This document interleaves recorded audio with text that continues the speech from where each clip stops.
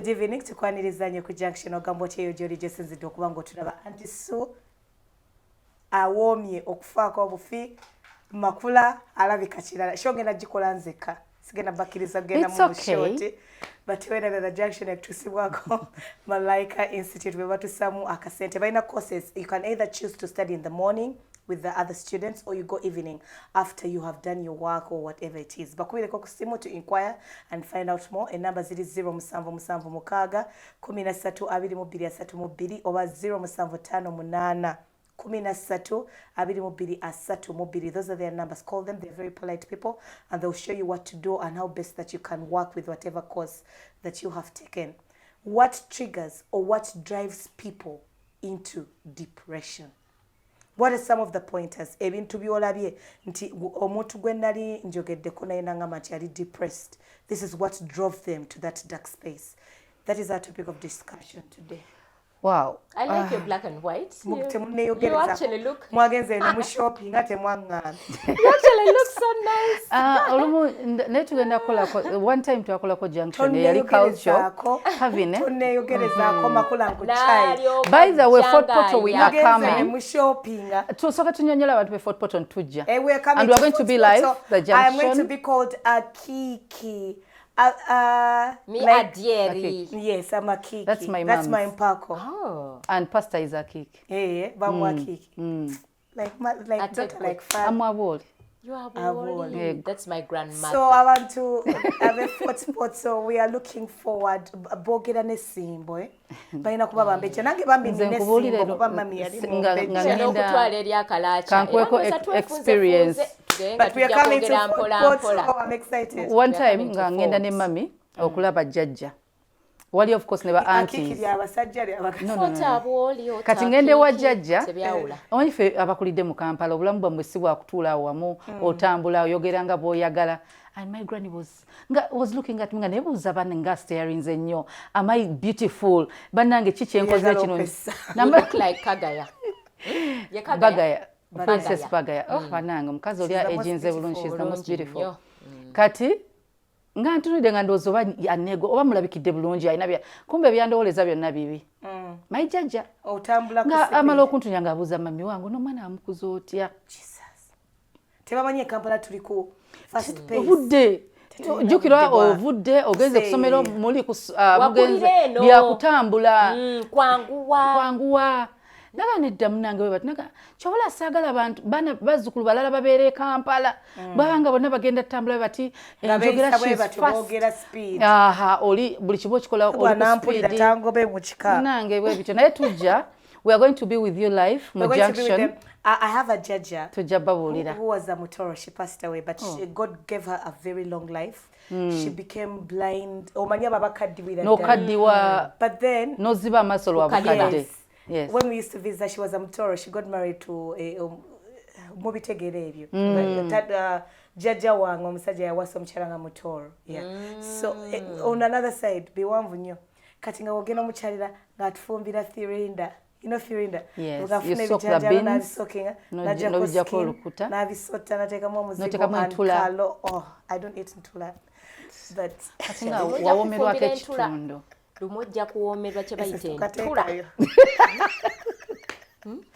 Akatekayo. Akaliwa. Talya ntula. Ozirya. Nakagalo kenkoze. Ojja kulya entula. Ndeka. Bangamba nga noonya amabere nti mwana wange nnyo kusibu wentula nabagana. Katujja kutwala waliyo kye bayita teke. What is teke? N'enyamusiri. Omanyi olaba olya okra as the vegetable.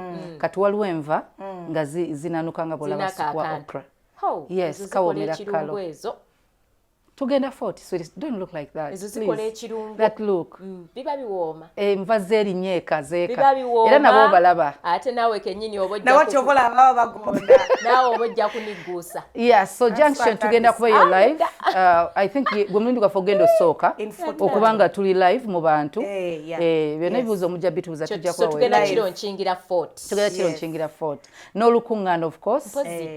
Olukuŋŋaana olukuŋŋaana lwa ddi Junction ya ddi tujja kubanga tujja kubabuulira 27 it is 27 that's Lukungana. But for Junction, we shall let you know tujja kubeerayo before Lukungana. But we're going to be with you. I'm looking forward to see what olusozi lw'esseminti oli omusajja yayimba kimukayimba musajja ki nze nnimiro ya seminti nti African weather. Lwaki balimba abazungu ate olugundi olusozi lubeera lwaki ate nga n'abazungu apo bazijjamu era bazijja mu ttaka. But anyway, for Porto people we are looking forward, we shall be with best you. Weather. We are coming. Yes, Switzerland ya Uganda. Okigambire nnyo wokiziikire. Omusajja tayangwa. Auntie Sue gwezezo statement zokka ze wajjayo. Respecting ati mbenze njogera tulina okuvayo nga oliroota. Tulina okuvaayo nga Auntie Sue alina erinnya ng'ogyeko pet name ne Parvin balina obba w'amannya. Akiki. That's a pet name, but a name, a real name. Nga bw'onojja omuzungu bajja mu Buganda ne bamuwa erinnya. I'm looking forward to getting a name. Yes. Oba bani abatunga. Nga si pet name. No, a name like my name is Kengonzi. It's a nice name. That's my name. Whom should I talk to? No watch camp Kengonzi nange. Yeah, it was from my judge. Kugonza is love. Kengonzi. Well, let's go back to our topic of discussion. So depression. What is depression? Depression. I think this is when excessive worry, excessive stress, excessive anxiety. I think when you kinyonyola bwekiti nti wali obaddewo nga olina by'oyitamu naye nga toyagala kukkiriza nti obiyitamu. Nga toyagala kubyogerako. Toyagala byogerako naye ng'oyagala kusigala nti oli nomo. Oli okay. You go to work. You go to church. You laugh. You smile. You do everything nga bulijjo weekiri. Kati ebintu biri buli lw'otayagala kukkiriza it gets worse. Kati kisooka mu kuba nti oli stressed. Kati n'oyagala okukavaringa nti oli. Then eventually you break down. Nga tekikyasoboka nga tokyasobola kubeera tokyasobola kusmilinga tokyasobola kukola ki kati eyo tuuka nitugamba kale twabadde naye wano ng'ali okay naye akedde bukezi nga ki ekyamutuuseeko naye nga all along kino kye tubadde tulowooza nti oli okay obadde toli okay. People many times want to put on a show. Many times people want to show everybody that everything is okay. Okay, tetugambye nti mutukube ebizibu as such, but if you're going through something ekikulyanga olaba nti ebirowoozo byo ne emotions zo n'ebikolwa byo kikulya kikumazeeko emirembe nga buli lw'oteeka wansi omutwe okubanga awummula waliwo ekintu ekibeera nga kikuliko nnyo bambi funa omuntu gw'oyogera naye. Ffenna tuba n'ebizibu era ebiyinza oleetera abantu okubeera stressed naye okutuuka okuba nga kigenze mu depression ye muntu okuba nga you can't be hard.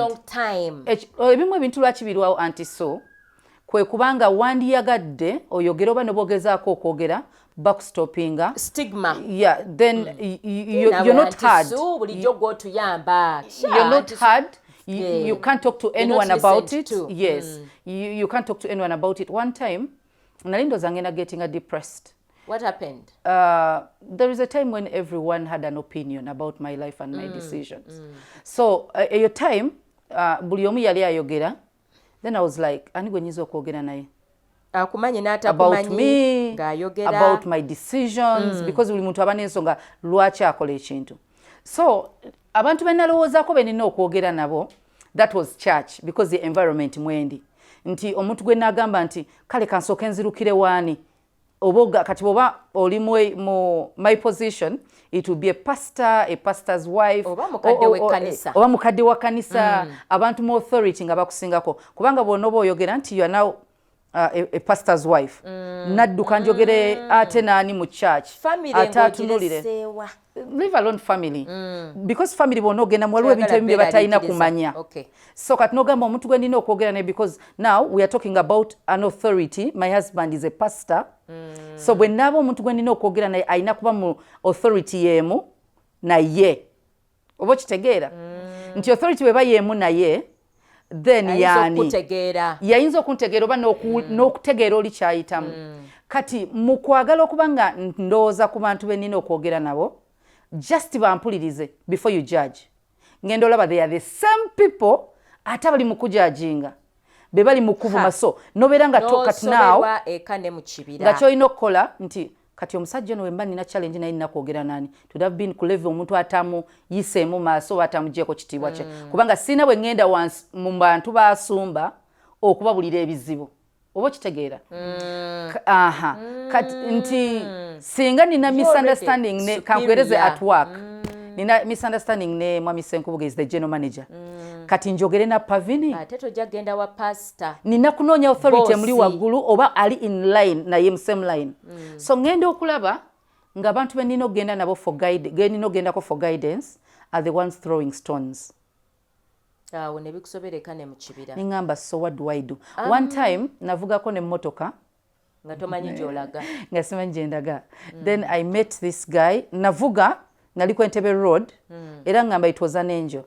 so nali I don't know kubanga sikwembeera so navuga buvuzi then ndowooza nali speedinga nnyo naye kyenneekanga yali musirikale omanyi abasirikale batuyimiriza now this time omusajja teyayimiriza yadda mu kkubo kati ne mwekanga then that sudden breaking nasiba ekyanyama nali nsibe seat belt so gayi najja gayi bwe yajja simanyi gayi bwe yajja ku ddinisa nengisendabiramu nga ndi wakati mu luguudo teyambuuza na bingi lwaki ovuga speed omanya ba traffic babuuza naŋŋamba kyonna ky'oyitamu is going to take your life if you do not kyonna ky'oyitamu it's going to take your life bw'oba ogenda sigala ng'ovuga bw'oti that's the only statement he made and walked away kyevudde gamba nti it was an angel kubanga aba traffic aba bulijjo akubuuza ngenda kuwa ekipapula why are you driving like so this like I came back to my senses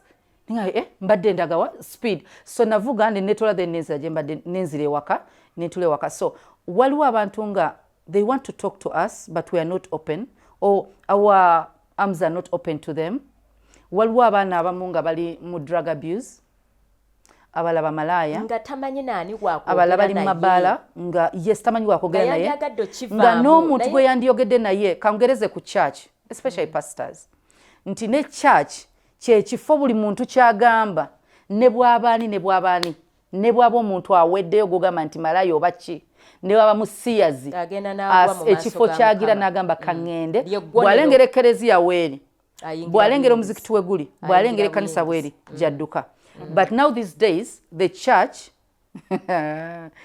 yesinga okuba kati ng'ekuba the people they are supposed to welcome on behalf of God nti yes efusa judgment onnyo so abaana babasinga abantu bangi abandidduse mu church bali depressed talina gwayogera naye talina gwasobolagira bwe yandiyagadde oyogere n'omusumba agenda owulya omusumba ku kituuti atayina byayogera nga biringa ebikwatagana mu kifo kyo yes examples nungi ogerezaako mu church naye tokozesa ate story ya muntu gyakozesezza ng'ebadde embi nti nabadde ne malaya naŋŋamba kino na kino ali eri nga malaya agenda kwesikamu tajja kujja naye anti bw'ayogeranga erinnya so many people anti so abantu bali eyo bangi teri ayagala kumanya no one wants to hear them speak there's a time kakyako there's a time I was reading on the internet and it said that sometimes depression looks like the happiest person in the room. That is very true. And it's very absurd because I've been reading all over the internet and the girls who are committing suicide are the girls that used to win beauty pageants, are the girls... The famous people, the celebrities. That we look at on look at the actors on social media and you're like, the wow, actors, I wish I could be like her. Yes, but now bring it back down to us. I'm always telling people that there are times when you post a picture, people are always reaching out and they're saying, when Parvin, you're always happy. I'm an advocate for happiness. I'm an advocate for optimism and believing that it shall pass, because I believe strongly that depression is real and hurting is real. There's a time I was depressed and I went to hospital and the doctor told me, what do you think could be depressing you? And she told me there's also a depression that is caused by being stressed about what could be depressing you. Do you get what I mean? Okulowooza n'ogamba oba kyeki stressing oba kyeki depressing because and how did I end up here? My friend Flavia told me there's a time I was telling them I can't sleep. Auntie Sue, insomnia. Makula, I can't sleep. I can't sleep. Like, this is not even a joke. It's a I symptom literally of depression. can't sleep. If it's not 2 or 3 o'clock, I will not enter my bed every day of my whole entire life. And you didn't know what it was? I still don't. So, even now? Yeah. So I can't sleep. Like, I literally can't sleep. Like, mberawo. And then... era bano batugamba ngambo mwana bozalo mwana abera ekiro wakusumbuwa. I was like, oh, right, because me, that's now my time. That's the time when I'm awake. That is the time when I'm working the most. Now, when you talk to people and they're like, hey, but insomnia could be a symptom of depression. Picking out, like, eating. I don't eat. Because like, I don't eat. Like, I literally spend the whole day without eating. So, no to call regular. And now you want to compensate because you're stressed. And it's unhealthy. What if I get outside? Listen, it is. Thank you very much. It is. So, Kati, too much sleep. because when you look at yourself, you're thinking, God, I'm doing well and I'm so grateful. But then you don't sleep, you stress eat, you easily break down. Like, I easily break down. I'm easily disappointed by people, disappointed by things. I remember that time I had a Subaru. I'm going to use that word so that people don't understand what I'm talking about. But I had a Subaru and I went on the road, and the way I used to drive was just so that I could wake up. Do you know when you're looking for an adrenaline rush? You're looking to shock you and you wake up. Because that's what you're looking for all the time. And now I think what drives people further, because God gave me the ability to usually just deal with stuff and be able to manage to come out of them. There are people out there who don't know how to do that. They can't seek themselves there. Seek for help. Because you're going to reach in a position whereby you won't be like, this. You're just going to go off that ledge. You're going to die. Seeking for help, abantu baziseekinze. But no, Auntie, don't seek for help from people. Makula, yes. I don't have the tips that are going to help you. I just probably have the right words. Yes. Me, I'm those people. If I can't solve your problem, I'll make you happy. I'll crack jokes. I'll take you for lunch. I'll take you for dinner. I'll find ways of compensating. Yes. Now, there are other ways. Because me, the doctor simply told me, go by the lake shore, put your feet in water. For a moment, be off your phone. Don't think. Relax. Yeah. So if you can, like ogende, then as you listen to the water, it's like therapy. Just relax, meditate. It's therapy, yes. Because if I tell you to meditate, no, I'm not telling. No, Auntie Sue, I'm just saying, because when depressed, really not depressed today. people. No, I'm just saying. It's you know, like if you've been to school, you know they give you things that you can handle. Therapy. You are like if you've gone to school and you've studied, boyogera no muntu nomugamba ekizibu kyo, amanya kakati ono eno stage gyatuuse, sisobola kumugamba ku mazzi. That's why I told her there are different stages. There are people who can seek for help. There are people, if you get what helps you relax, then there are people you just need to write down your thoughts. Yeah, get a journal and write your pain down. Waliwo abantu betuyina mbulamu bwaffe. Abantu tuyina abantu bangi abatwetolodde. Buli muntu bw'otandika obayiga. Do you remember this man who acted as Mrs. Doubtfire? Yes. And in a court, I wish I could remember the exact words, where Gamba, sometimes like you sell happiness, but you don't find happiness. Or you okubera mu room. Or manyinga bwe nyingira wano, hi Parvin, but I still feel lonely. True. Because someone said hi, looked away. Someone said, how are you? Before you even answer, they're on something else. I don't feel cared for. I feel like it was just courtesy. Their lives move. So when you're depressed, that heightens. It does. You notice everyone's simply, but then you're going to say they don't care. They don't love me anymore. Wow, nobody could they do this to me? Naye twewale nnyo okuba n'abantu ng'abantu. No, it is quite dependent, because that can depress you nti oba ne expectations. So abantu batazituukiriza otandika okubeera nolowooza you alone in this world. Naye tulina abantu, personally I have people abasinga around me manyi nti bwe mba njagala kuseka neetaaga gundi, bwe mba njagala stress ku gwe nnina agattibweko nina tuula ne gundi. Omanya abantu batyo. Tulina abantu nga buli lwotula nabo it's gossip. Waliwo abantu nga batula nabo smiles. So waliwo abantu nga tulina onoonya mu bantu abo because you never know, toyinza kulaba depression ngejja. We and never then, plan for at the it. end of the day, I but need you to surround know that yourself. It's okay. It's okay. It's okay to feel not perfect. Yeah, it's You know okay. what drives people to depression is the need to be perfect, is the need to fit in society, is the need to reach society's expectations of us. You people, like, you can't be all those things. Like, when kutunulira nti songena gamba, by now you should have done this, you should have this. Like your auntie, so how can you not? Omuntu gwogamba ekyo ekintu omanyi mbeera kijabaddemu oba kiti agenda sanga nga tuse waka n'eddoboozi yongedde okunuma. Because let me tell you, at the end of the day, these are the stupid people who come out to say RIP. The older me would be like, I wish you also die, but this is the new me, so I won't. It's very annoying for you to take people's feelings for granted.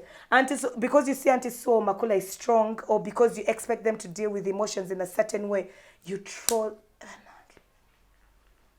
Depression is real. Makula ekintu kyagambye nti you need to be very careful who to be with. Yeah, because there are some people who can depress you the more. No, by now, oine mikwano oba ba relatives omanyi omuntu anakutereza na omuwala ali mu DMs zange omuntu asinga omusumbu for lack of better words is the mother. Ekituufu anti era kyekyo kyeŋŋamba. Naye omanya, let me tell you nze nina bye mmanyi kati kangereze. Wali ogenzeko wamamo nga boyfriend nakuchaye, boyfriend of 7 years ategeka kwanjula. Nogende wamaonaga ati nawe nakugamba. I block you. Then to mama. But auntie, kublock inze physically. Yes. But your words are still tormenting me. Yes. You can never know. Auntie, because mothers can be very tormenting. You can never know. That's why I'm always being dependent. Guide yourself. You can be afraid. Exactly. Guide your emotions. Olaba mama wo yakola party. Era tetugamba mu disrespecting. But you need your peace. Bwabanga akuletera okubanga ogenda getting mu depression oba depressed abamu bakomitinga ne suicide mama mwe space tomukyawa nesooka ojjeko embeera egenda okuleetera okubanga olwala. Wembadde ngambira ku bantu kangereza abaana njagereza ku Zabeeti nti Zabeeti emyaka gye gitamanyi nti waliyo commodity prices ezalinye kino kiri wano ye tamanyi nakumanya nti there is COVID. Awulira kigambo tasobola na kitegeera. Oyo mwana bw'abeera kumpi naawe ye mwana akulaga nti you don't need to worry about anything. So oyo mwana bw'obeera naye ye mwana ajja okuseka gwe n'oba okaaba. They bring back life than okubeera surrounded by adults abalina ebizibu weegate. Parvin, nze nakyendaba ku baana abato. Abaana abato baleekaana. They're souls. But they are pure souls. Thank the Lord for it. Bobera nabo bakulekanya bakudistractinga olekana butamenya bintu butakola ki nesibe bantu abakwongerako ebizibu ku byolina. Sasoma psychology and suya yamusoma. But at the end of the day, from the little things that I read, like I get off from everywhere that I read from, these are the kids that when they grow up end up being messed because you were emotionally dependent or unavailable from them. Yeah. Buli wakulanga nimbi. I'm listening. Buli wakulanga mami amusanga akabo badadi amukuba oba mu depressing. Ayinza obutakushikulaga kuba tamanyi kuwogera agenda kuzanya waawo but akitereka kimutuulako. Kati oyo mwana bwakula akula ng'ekyo kyamanyi. Sigamba omukabire maaso. Tomukabira maaso oyo mwana. Nga oli lubuto lw'omwana oyo. N'otandikirawo. Nga kyakuwangaaliramu. Ng'omwana oyo oli lubuto lw'omwana. Tukabira maaso ga mwana. Naye weetaaga abantu ababeerawo to distract you. Ebirowoozo to play. Olaba abakadde ba grannies ndowooza engeri gy'oyinza olabiramu abakadde bw'obutakaddiwa na ndwadde kuba abazzukulu. Let me tell you, bajjajja abalina bajjajja abalina empisa embi. Bajjajja abalina abazzukulu abaana babaleekaanya. But they keep them happy. Era lwavaawo loneliness ngejja. Kateri kibi okubanga you're depressed, yes, you can fight alone. Naye bw'obeera wekka, you need that person. Ayinza okuba oba mwami wo, omuntu yenna akutegeera nga bw'obeera naye tayogera bingi. In fact, asobola okuleka gwe n'obanga you can talk. Remember is substance abuse doesn't take away your depression. No. It actually just drives you further. Like it makes matters worse. Yes. but we nsimaina kungeri jengenda kushogeramu. Okay, abantu kye balina okumanya nti depression bulwadde. Okumanya nga depression ndwadde nnyo esobola okutta nga togenderedde nga n'omusujja gukuleseewo. Depression esobola okutta nga ne HIV akusonyiye. Abantu abamu abaafa depression abatera okufeeza endwadde eziri chronic. Of year to Z. Because they are depressed. Depression ndwadde ya mutwe. Abantu balowooza nti okulwala omutwe kitegeeza kugwa ddala okuba mayinja. Naye omuntu yenna abadde omulamu nga toyina bizibu. Ebirowoozo is part of your mutwe. Okay? Because the issue is, we are not going to blame it on the problems and challenges that you face, but we are going to blame you for the attachment, the thoughts that you attach with whatever it is that has happened. And having reached a point, Katinga Parvin bwagambye nti bw'otuuka ekiseera nga you are at a point of no return, nga tosobola kukyembalira gwe ng'omwo, try to find help. But even as you seek help from the people that are reliable, the right people that will not judge you. Endwadde z'omutwe ziri very common. Abantu bagenda ku mirimu ne bakola, abasomesa ne bagenda ne basomesa, omwana n'amunyiizaako katono n'alyoka amuvuma n'amuboggolera. Abamu bakyatambula. Ekyo kitegeeza nti olina ekikyamu. Kati what does this mean? That buli omu tandika okwesoma, tandika okwetegeera. Bw'olaba ng'oyitirizza obusungu weebuuze naye kiki kino ndi ku ki? Bw'olaba ng'oyitirizza okubeera very quiet, bw'olaba ng'oyitirizza okulya ennyo oba obutayagala kulya, because signs zino zigenda zijja mpola ng'obitwala nga byakusaaga. Leero saalidde mbadde nkyali bulungi siridde. Ogenda okulanga ekintu kigenda kyezimba. Kati bwe kituukira mu time gye bagamba excessive depression, nga kyenkana twagala kutwala butabika. Bategere level kye ya depression gy'olimu, oba oli awo bakuwe antidepressants, oba bakuwe eddagala erisobola okuyambako okukakkana. Kati awo tuleete counseling, awo counseling aba akola. Naye omuntu abeera mu excessive depression, ng'ali excessive, kitegeeza ali ku point almost yakumalibwawo. Kitegeeza ne bwe nnaakugamba Makula nti it will be okay, I'm not making any sense. Katuba tulina okuwaayo ku bukerenda osobole okudda okunomalize. Omanya nti okyali ku junction tekyagendera ddala maaso era nga twogera ku depression. Depression is real, and I just want to pass this disclaimer. When you're depressed, seek for help. I think producer ajja kututeerawo numbers. There are free counseling services out there that you can seek. Tova.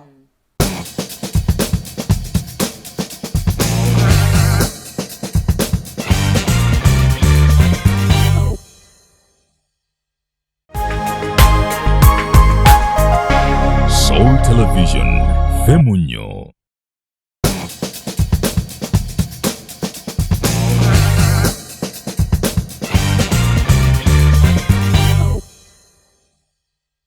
Auntie Sue, Makula and Parvin, what could drive people into deep depression is our topic of discussion today. Ekirala church driving. Okubeera judgmental. Fenna ensi tesobola ku acceptinga nti abantu bakola mistakes. Huge impact on people's thoughts. Yes, tebajja kikiriza.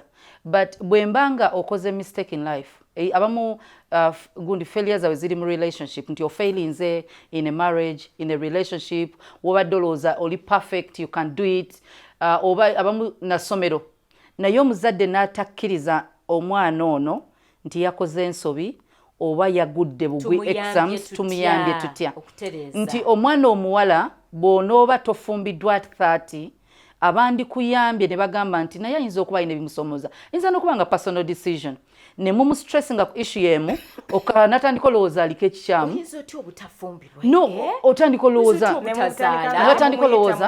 gyaliko ekikyamu omanyi kiva mu kubanga bakusayira omusango notandika olowooza you have a problem nti oba toli mulungi enough nolowooza nti oba abasajja tobasikiriza bino bagamba bala okwetega notandika okwetega ne batakwana still people should live their lives. Ensi yandirese abantu. When one fails, ensi yandifuddeyo nnyo okubuuza lwaki alemereddwa than omusalira omusango. Nti teri mukazi ayinza kkeera n'alekawo abaana be mu nju y'omusajja. Waabalekerawo walina okuba nga waliwo ensonga enkukunavu. Then kati bw'ojja eno nga tutandika. What understand is it's really seriously none of your business.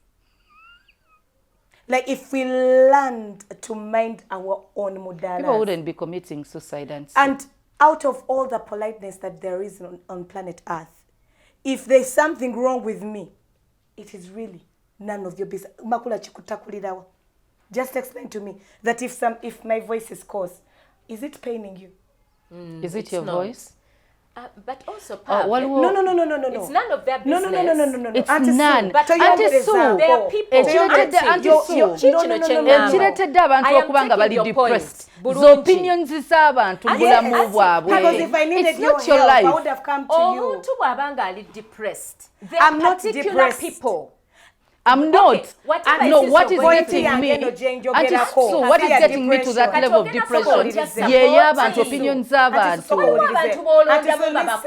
No. My point. Tetuli ku muntu advisinga.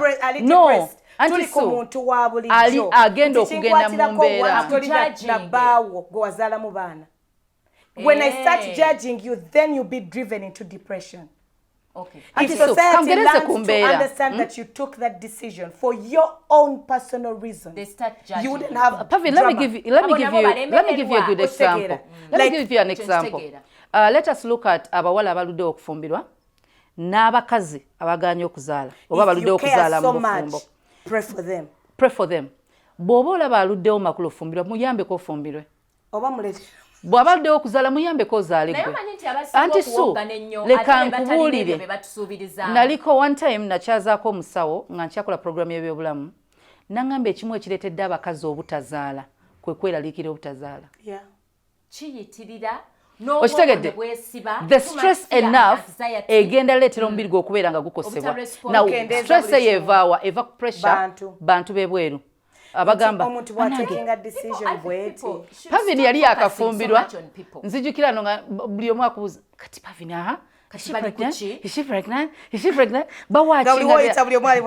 Ndoza wabawo ka watch tower we babeera ka watch tower batambula naawe bano tebakyeetagana tower abantu bakaluka. Auntie Sue, that alone can cause depression. So Makula, depression, pressure. Then we need to learn societal pressure to understand that it's not easy for us to control what people say or do about us. But today, for today's topic, just no. For today's let us understand that people like that. Auntie Sue, njagala opinions z'abantu.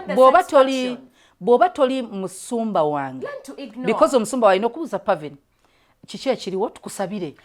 I know authority naye tebimukwatako. Ne spirit tuyinza ogamba nti spiritual ayagala musabe babiri.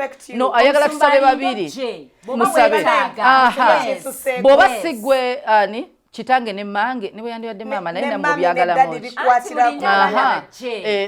Mu byagala muki nga nava mu nju yammwe. So basically the moment you put your eyes on me, I'm going to start judging myself. I'm going to start working under pressure. I'm going to start wanting to do things for you and not for me. But so ninane point janjagala mumanyi. In case you're out there and you're depressed, I need you to understand that it is okay. We understand that you're depressed. It is okay.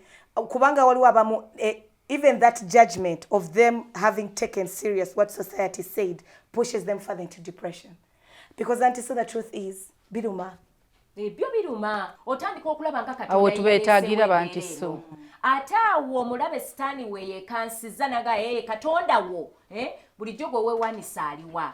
Kati that is the time you need to be closest to God. Era bw'olaba nga kiringa ekiganye wakirifuna omuntu asobola okusabira. Kati abantu abalala kye mulina okumanya kiriwo ekiti nti ebizibu by'abantu tebirina kubeera uniform.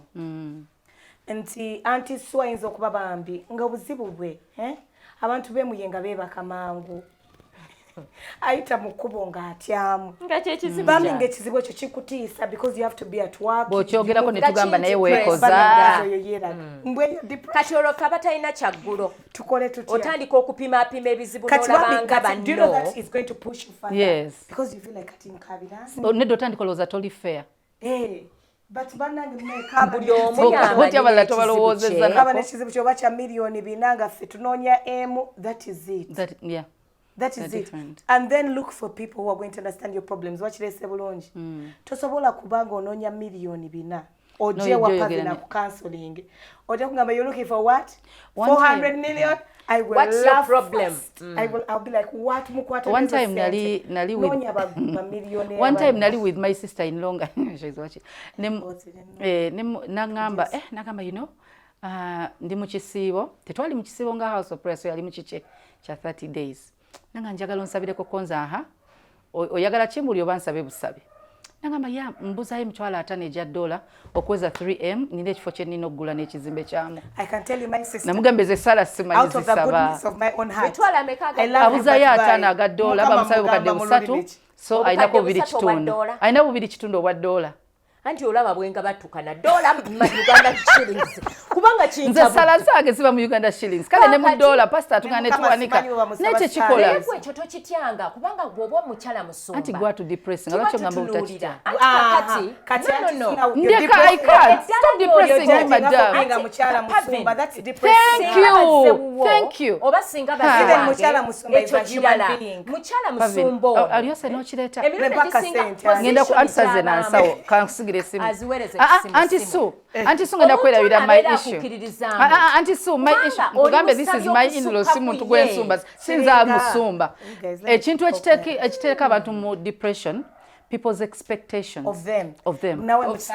Nawe naye mchala musumba oyambale ngato bwete oyambale chikwe nawe Auntie Su wa PhD nawe council okaba nechikulema noga nenga gwe PhD wasoma yachi ngomugamba nti okimanyi osobola osanga Auntie Su nagamba ali stress nomugamba kati gwe yasoma psychology nawe obera stressed mama nyabo ate banange teri abera stressed nga abasoma psychology anti weti kenzibu nebitakwata ne wetika nebyabalala weti se ekyamakulu ekya Parvin n'ekikyo exact beba sumba those are the spiritual leaders we have the spiritual leaders we have buli muntu agende wa father buli muntu agende wa reverend buli muntu agende wa bishop buli muntu agende wa pastor buli muntu agende wa mashek webuze balagawa wa Katonda gwe tosobola tuukayo kwegamba bitusobedde so ogenda okwesanga ne tulina expectations zeze zisudde abantu eddalu waliwo omusumba Kenya eyatta mukazi we ku kituuti amawulire gatambula nnyo yamufumita ekiso ku kituuti naye neyetta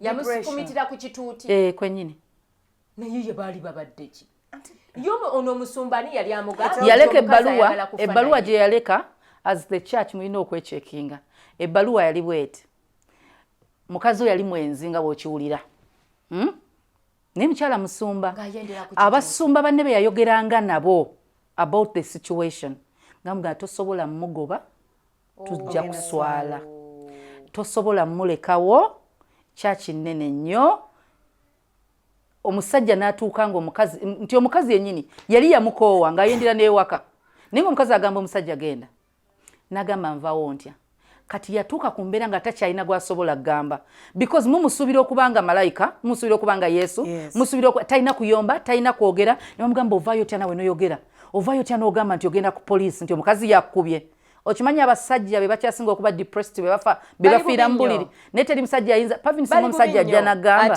nti omukazi wa mukuba tosooka kuseka protectinze nnyo abakazi ba depressed n'abasajja bannange ensi egaanye okuwuliriza abantu bonna ne bwaba mukazi ne wa musajja omusajja wageza navayo n'agamba nti omukazi ankuba obeera weakling by the way abantu batandika okugamba ye musajja kikaaki kati omusajja aleke mukazi mukuba naye amukube omukazi wanavayo n'agamba nti omusajja oyo omanyi abakazi abagamba ngumidde ku baana abaana twabafuula naye ng'ewaka talina bwavayo wabe bamugamba wano tokomawo toddanga okyali ku junction tukyagendera ddala maaso era nga twogera ku what could drive you into depression.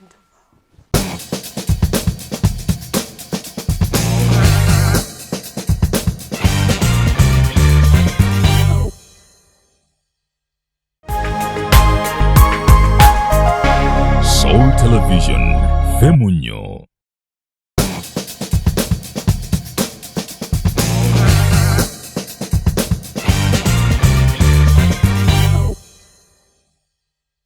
Okyali ku junction Auntie Su Makula and Parvin era nga twogera ku depression and what could drive into depression. Njagala kuyisawo kano nti depression could be your best friend, could be your mother, could be anyone. Just be polite. Just be kind. Your words could be the last words that are going to drive someone to suicide. True. Or to allow an depression chokubana we gwe chigenda ku depressing. Mbadde ku Instagram and I read where Steve Harvey said, "Why are you so angry?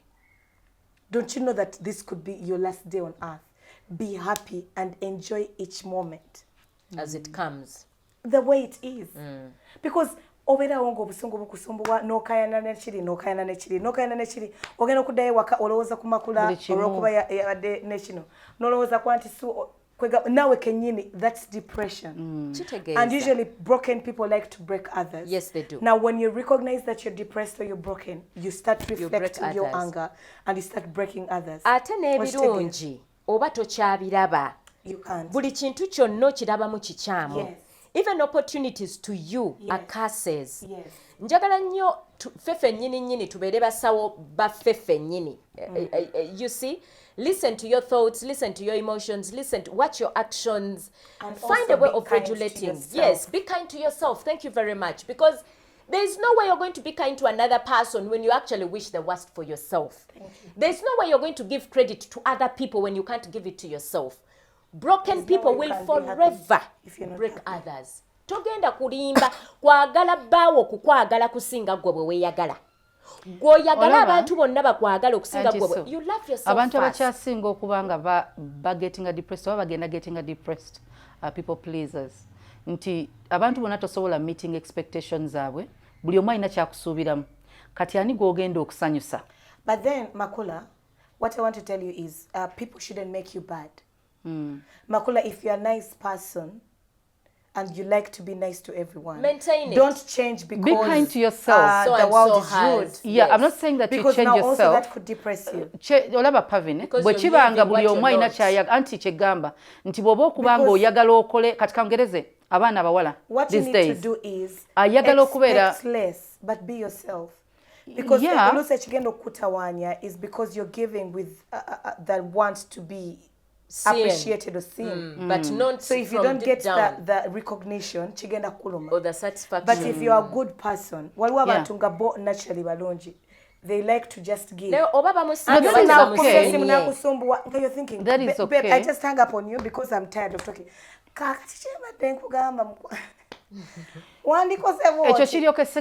Don't be good. Stay you. Because at the end of that day, at that point, probably that's what I wanted to hear. I may not take it in well, but I've had it. That is it. So today when I go back home, staying up in my bed up to 3 o'clock, I'll be like, but people pleasers kangereze ku the celebrities. Bebakyasinga nga bwagambye nti abayimbi ba actors ba models problem gye bakyasinga okuba balina abantu bebakolerera mu bantu bebakolerera nti of course toina sentence maintaining a life abantu gye bagala si joli that's not you nayo ino okubeera nti kyosula olowoozaako ngenda kujaweza makeup ngenda kujaweza kino because you have to post every day oyina okulaga abantu the person that you're not. Because those are the people you're pleasing nga gwe noli mbulumi nga bantu bakusaba nze ndaba waliwo there is one artist gwe nali njogerako naye nemugamba lwaki oli ku pressure ani akusabye oluyimba mbu bafans nemugamba what do you mean bakusabye oluyimba olupya are they funding you nti nedda they want a video ani yagikutumye bobanga ebintu ministry inagikolera ku pressure then toli mu ministry well so oyagala bafani bo babere nakayimba akapya obere ngolabika bulungi obere ngokola boti no if it's your job do it right but as the saying goes, if you're doing it for other people then you're doing it for the wrong reasons. Yes, if the pressure that you're putting on yourself is for you and not for jagala bano bagire ayinotegera kayimba kangereze but it pushes you to go further. Kangereze I handle my social media and I know every week I should post a picture. I should post that is you, that is for you. The pressure is for you, not for how many likes will I get, how many recognition. Exactly. Onavumye what kati awo depression. Omanyi wali abana one time nali twayitogera no nti waliwo omuntu gwe manyi yagulawo social media because Parvin did kati oyo tayinza butalwala. Then the like nina okugulawo YouTube channel Parvin did nemanya okay this one is sick so wali abayimbi nga afulumya oluyimba because Parvin released the song alingandeka okitegede nti ogenda kukola buli kimu sente bwe zibula ogenda nakulwala weggalire competition for the wrong reasons. And let me tell you, he's a That's faithful very bad. God. and then In case you have suicidal thoughts, don't. in case you're suffering with something, he is a faithful God. He is. Ekintu And I kimu kye need you tulina to read the okukkiriza Bible more often. I need you to go to church more often, because then you will learn to value yourself. and life. You will learn to value that the only friend that sticks is God. People may be Awone Parvin successful. bwatakwata essimu yo, because ogenda kugamba Parvin yakuta essimu ya nsaawa mwenda ogwekiro nade neebase. nga yakagwawo yesaawa. Ekirala abantu afuna ekinyiizo kimu oba failinga ku kintu kimu oba relationship, maybe a heartbreak or something. Ne yeerabira successes ze zonna n'ebirungi byonna byawangudde. Ne yeesiba ku kana akantu kamu ne kamuyizaayiza. Kati kanona amulemye. Njagala nnyo abantu ng'olaba olinga aserengeta mu depression, tandika okulowooza ku successes zo. Kijja kukuyamba, kijja kukuzza engulu, nnywa ku mazzi. Weewale oils. Weewale artificial sugars. Anti so ebina tubyewaze. Naye ekintu kyenyiza okugamba abantu, be real and lwaki abaana bali Canada nga nze sinnagenda bali Turkey. Nja kugenda nkyasonda nange zintwala. Naye abantu abala kye balina oyiga kwe kukkiriza nti we are human beings, one. Two, tetuli perfect. Katonda talina muntu gwe yaleeta ku nsi nga ali perfect. Buli mistake gy'okoze, learn from it. Giyigiremu buyigizi. Naye balina olugendo lwakwa tebayogera. Tebatugamba. Yes. So we're failing at something now. To the single mothers out there. Oyinza okuba omwana yasooka wamuzaala musajja omu, owokubiri alina taata we, owokusatu alina taata we, ayinza okuba nga fault si yiyo nga you've been meeting the wrong people. Waliwo omuntu ajja nga zembulamu kukozesa just ne weekanga ng'oli lubuto.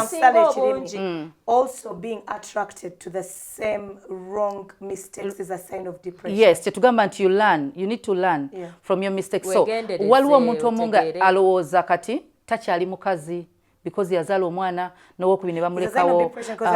You can get depressed as a single mother. Essence bwakulekawo ojagala ofuna omusajja afaananaga Essence to prove to Essence that I can get someone like you. Yes. So, you're depressed. You're not doing it for the right reason. So exactly. So give yourself time to heal and forgive Essence and realize that naye muntu banange tewamukoledde. Waliwo ebintu ebimu bye tulina okukkiriza nti it's okay to be single. It's okay. Serious. Nti gundi yafumbirwa nina okufumbirwa. It's okay not to be married. It's okay not to have children. It's okay to be a single mother. Yes, only single mother today, but tomorrow God has the plans for you. He has good plans for us. So tomorrow you can be a better person. There's someone there with a man who has no children. No children. Thank you, Parvin. Kati awolinga single mother, Katonda akwanda assignment that you should focus on. That is your child. Like, I need you to know that everyone shines in their and own for glory. Men, it's okay to be 50. Ngobadde tonafuna kintu kyonna. Timeline gye bali bakuteereddewo, you can do it now. Oyinza mu kifo ky'okutunulira the 40 years z'owestinze nobeera depressed nti nina emyaka 5 benasoma nabo balina 5 nabo balina they have achieved this much gwe tolina kyokoze. It's okay. It's very okay. Totunulira be wa failing okukola. You can start today. Live by the moment. Live by, yeah. I look at the life one day at a time. One day at a time. I look at the life we live as a really and it just sticks. Yeah. And we want it to be the same, but it's not. It's not. There are some people whereby their parents slipped. Bakola nnyo ne bakikuba ne babatuukako kati fe abaffe osomera odduke naawe but it doesn't mean that you're in one place. You're also moving and you will reach the finish line. And it doesn't mean that you will not reach. Yeah? No. You will reach, but what steps are you going through? So forgive yourself. Togenda kuva mu nnyumba ya mitwalo 5 n'oyagala opangise emitwalo 5 oba osula mu yandiswe ye muyengo so tobera depressed oba ogenda kukulumwa mutwe gwa bwereere no tosobola amasanyalaze togasobola yes amazzi togasobola transport ndoza musasula ne security wekyo anti kati ne taxi anti teziri nnyo nti zikutuusa ku kugundi byonna babitugambye Junction. Until next time, we love you so much. Tova Komunyo. Bye bye.